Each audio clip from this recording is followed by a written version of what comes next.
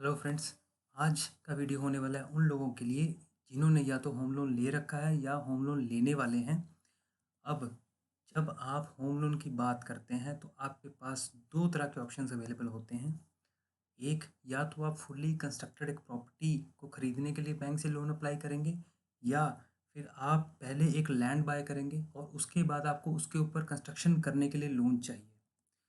तो जब हम होम लोन की बात करते हैं तो आपके पास बेसिकली दो तरह के बैंक्स की ऑप्शन रहती है। पब्लिक बैंक्स की ऑप्शन रहती है और प्राइवेट बैंक्स की ऑप्शन रहती है। हालांकि अब कुछ एनबीएफसीज भी हैं जो पर्टिकुलरली होम लोन में काम करती हैं।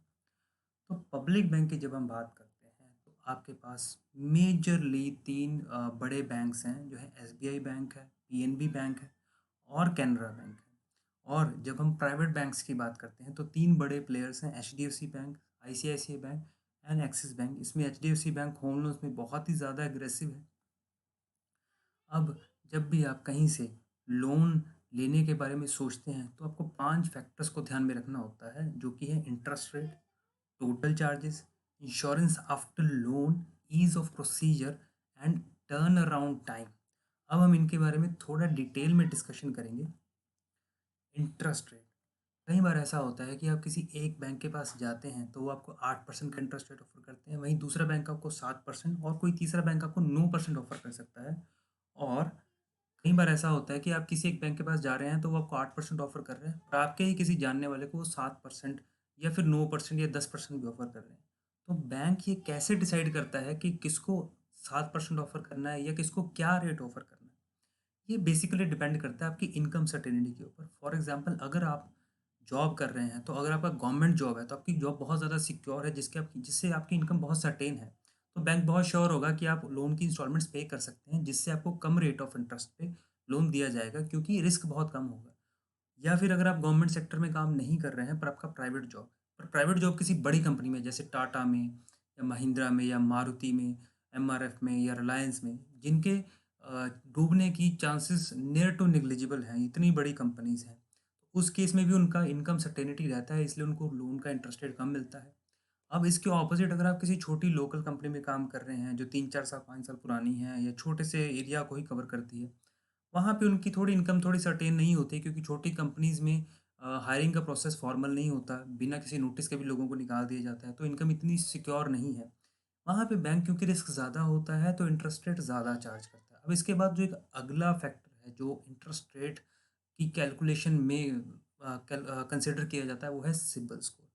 सिबिल स्कोर और कुछ नहीं, आपका ही फाइनेंशियल रिकॉर्ड है। अगर आपने पास्ट में कोई लोन लिया था तो वो लोन कितना सही से चला है, मतलब कितनी उसमें बाउंसिंग थी या नहीं थी, या फिर उसमें कोई इंस्टॉलमेंट्स ऐसी जो आपने टाइम पे नहीं करी या डिले हुआ, या फिर आपने कम पे करी या डिफ़ॉल्ट हुआ, या फिर अगर आपकी कोई चेक बाउंसिंग है। और ऐसा भी होता है कि अगर आपने कभी भी लोन नहीं लिया है तो आपका सिबिल स्कोर जनरेट ही नहीं होगा। इस केस में कुछ बैंक्स कॉल ले लेते हैं कि ठीक है, उसमें डिफ़ॉल्ट का तो कुछ है ही नहीं। अगर पर्सन ने कभी लोन नहीं लिया है तो दैट डज़न्ट मीन कि वो एक डिफ़ॉल्टर है। और इसके बाद कुछ और फैक्टर्स भी होते हैं, जैसे बैंक की अपनी पॉलिसीज़, मार्केट कंडीशंस, और उस टाइम पे आपके केस में और क्या चीज़ें इन्वॉल्व है, उस बेसिस पे भी इंटरेस्टेड बैंक डिसाइड करता है। अब इसके बाद जो एक बड़ा फैक्टर है वो है एक्सपेंसेस। आप एक लोन रेज़ जब करते हैं तो आपको कितना एक्सपेंस बियर करना पड़ता है वो। अब इस केस में जो एक्सपेंसेस होते हैं वो बेसिकली प्रोसेसिंग फ़ीस होती है, लीगल चार्जेज़ होते हैं और अदर चार्जेज़ होते हैं। अब इस केस में लीगल चार्जेज़ और अदर चार्जेज़ मोर और लेस सारे बैंक्स में सेम होते हैं, सिर्फ़ एक प्रोसेसिंग फ़ी का डिफ़रेंस होता है। कुछ बैंक्स होते हैं जो आपको 0.5% प्रोसेसिंग फ़ीस ऑफ़र करेंगे और कुछ 1.5 या 2% तक भी प्रोसेसिंग फ़ीस ऑफ़र करते हैं। तो आपको जब भी कोई एक बैंक सेलेक्ट करना है तो आप उनकी प्रोसेसिंग फ़ीस को ज़रूर कंपेयर करिए, तो जहाँ पर भी आपको कम प्रोसेसिंग फ़ीस में लोन मिल रहा है वहाँ पे आपको जाना चाहिए। अब नेक्स्ट हम बात करेंगे इंश्योरेंस आफ्टर लोन की। जब भी आप होम लोन रेज़ करते हैं उसके बाद बैंक आपको कुछ एक इंश्योरेंसेस लेने के लिए कंपेल करते हैं, जिसमें प्रॉपर्टी इंश्योरेंस होती है, health insurance, life insurance, loan insurance होती है।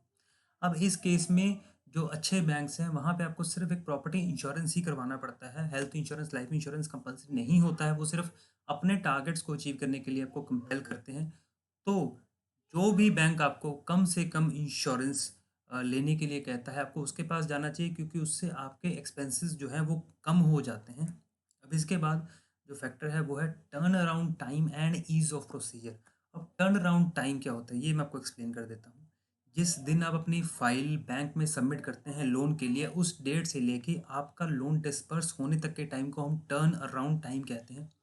कुछ जो अच्छे बैंक है वहाँ पे आपकी फाइल सबमिट होने के बाद 15 या 20 दिन के अंदर आपको पैसे मिल जाते हैं। पर कुछ एक बैंक ऐसे भी हैं जहाँ पे ये टर्न अराउंड टाइम 3-3 महीने तक चला जाता है।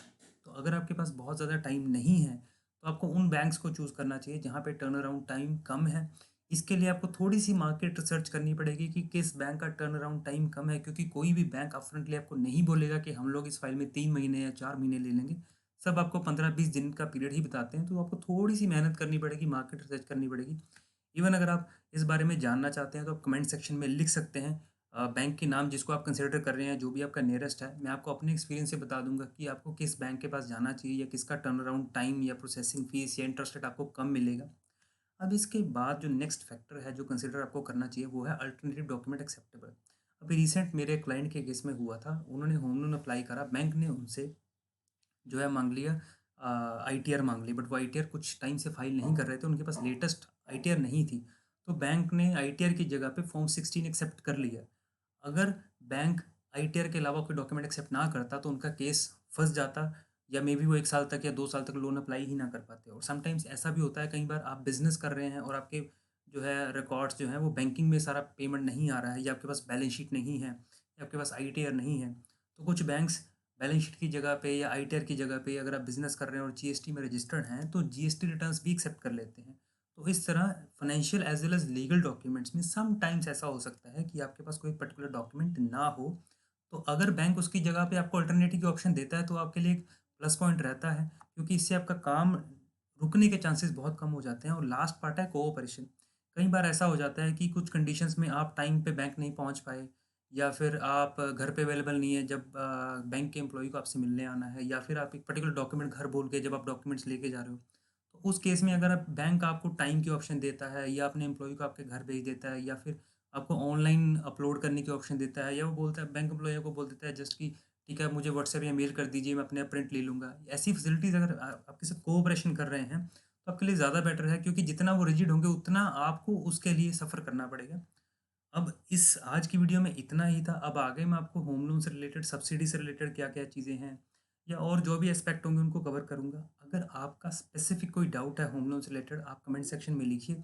अगर मैं उसका जवाब कमेंट में दे पाऊँगा तो दूँगा, या अगर मुझे लगेगा कि मुझे उसके ऊपर एक डिटेल्ड वीडियो लेके आनी चाहिए तो मैं डिटेल्ड वीडियो बनाऊँगा। Thank you.